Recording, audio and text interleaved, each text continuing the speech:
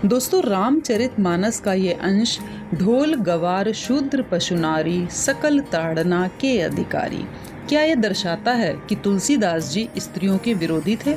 और यदि स्त्रियों के विरोधी थे भी तो फिर वे कैसे समाज के लिए आदरणीय हो सकते हैं? दोस्तों, ये बड़े ही खेद का विषय है कि अपनी ओछी तथा स्वार्थपूर्ण बहसों के दौरान संकीर्ण मानसिकता के जड़वादी लोग संत तुलसीदास जी पर तरह तरह के घिनौने आरोप लगाते रहे हैं कि वे ब्राह्मणवादी होने के साथ साथ नारी व दलित समाज विरोधी थे। आरोप लगाने वाले अतिवादी लोगों ने कभी इस बात पर गंभीरता से विचार नहीं किया कि तुलसीदास जी ने अपने महाकाव्य रामचरितमानस में कब, कहाँ और किस परिस्थितियों में कौन सी बात और किस पात्र से कहलवाई है, और उसका स्रोत क्या और कहाँ है, उसका उद्देश्य क्या है। मानस में तो जाति से क्षत्रिय महर्षि विश्वामित्र जी को भी विप्र कहा गया है।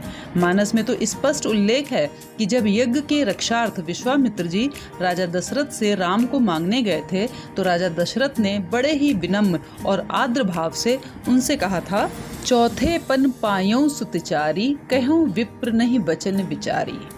ब्राह्मण, विप्र तथा द्विज शब्दों का प्रयोग सभी के लिए नहीं किया गया है। जिसने ब्रह्म ज्ञान प्राप्त कर लिया है उसे ही ब्राह्मण कहा गया, विप्र या द्विज कहा गया।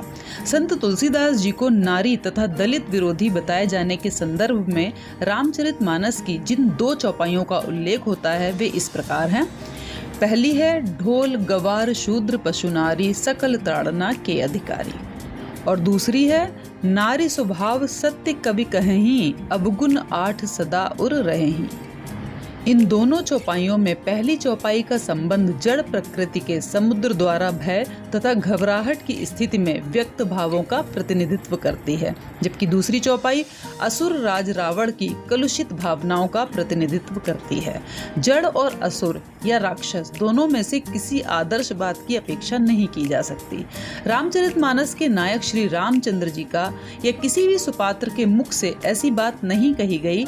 श्री राम ने तो सभी ऋषि मुनियों की पत्नियों का आदर सम्मान किया। सामाजिक उपेक्षा तथा प्रताड़ना का शिकार होकर पत्थरवत हो गई गौतम ऋषि जी की पत्नी अहिल्या का उद्धार किया। शबरी के झूठे बेर खाकर उसकी भक्ति का सम्मान किया। उसके नैसर्गिक प्रेम भावना की प्रशंसा की। राक्षसों तक की पत्नियों का सम्मान किया। रावण के छोटे भाई विभीषण को शरण दी। दीन दलितों को गले लगाया। आदिवासियों, कौल, भीलों और जंगली पशु पक्षियों से भी मैत्री की। उनका यथावश्यक सहयोग किया और उनसे यथावश्यक सहयोग लिया। महाकवि तुलसीदास जी एक ऐसे संत थे जिनके तरह के संतों के संबंध में ही यह कहा गया है कि संत की हाल भगवंत न जाने। उनके ग्रंथ रामचरितमानस में एक एक शब्द नपे तुले हैं और अनंत भावों से परिपूर्ण हैं। हजारों साल तक लोग उनकी सार गर्भित चौपाइयों की व्याख्याएं अपने अपने तरह से करते रहेंगे और तरह तरह के अर्थ, अनर्थपूर्ण निष्कर्ष अपने अपने भावना व विचारधाराओं के अनुरूप निकालते रहेंगे, क्योंकि विचारों व भावनाओं के चश्मों के शीशों के रंगों के अनुरूप ही बाहर के दृश्य दिखाई देते हैं। मानस में कहा भी गया है, जाकी रही भावना जैसी, हरि मूरत देखी तिन तैसी। अतः तुलसीदास जी की अंतर्दृष्टि को भौतिकता के आकर्षण में आकंठ डूबे हुए लोगों द्वारा समझ पाना कठिन ही नहीं, असंभव है। उन्हें तो महाप्राण निराला जैसे व्यक्तित्व ही कुछ अंश तक समझ सकते हैं, जिसने अभावग्रस्त कठिन परिस्थितियों में जीते हुए आजीवन साहित्य साधना की। निराला जी ने ऐसे ही युग पुरुष के बारे में अपने भावों को व्यक्त करते हुए कहा है, विकट अभावों ने होगा जिसको पाला, जिसने अमृत बांट पिया होगा विष प्याला।